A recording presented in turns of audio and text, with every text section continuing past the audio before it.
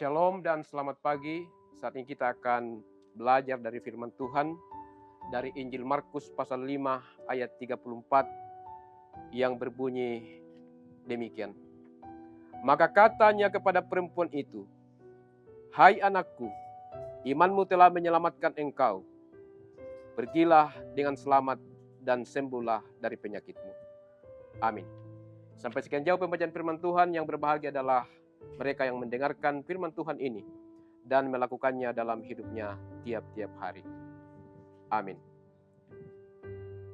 Iman menggerakkan hati Tuhan untuk bertindak mujizat masih ada. Itulah yang menjadi tema renungan kita saat ini.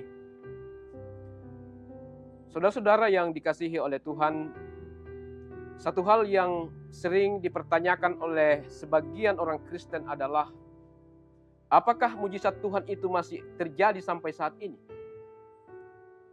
Ataukah mujizat itu hanya terjadi di zaman dahulu kala, pada waktu Tuhan Yesus masih melayani di bumi, dan sekarang sudah tidak ada lagi?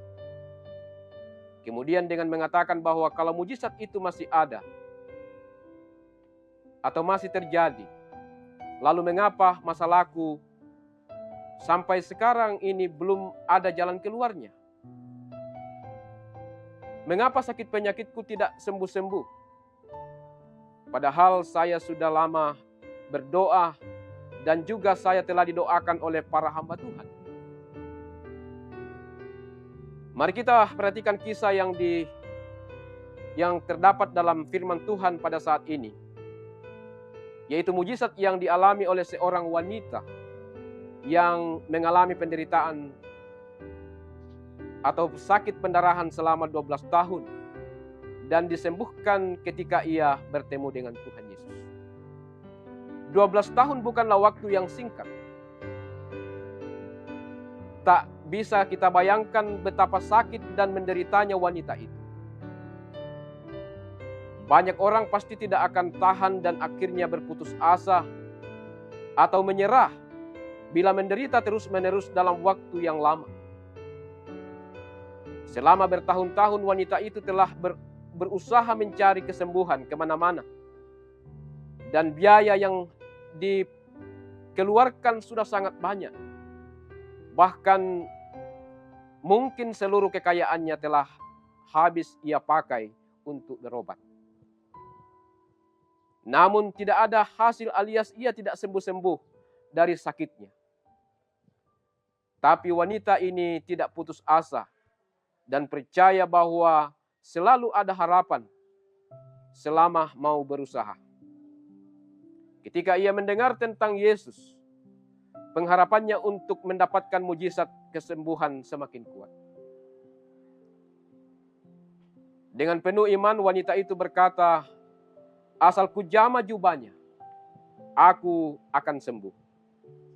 Kita bisa lihat dalam ayat 28. Matius 5 ayat 28. Tuhan Yesus menghargai iman wanita ini. Namun imannya telah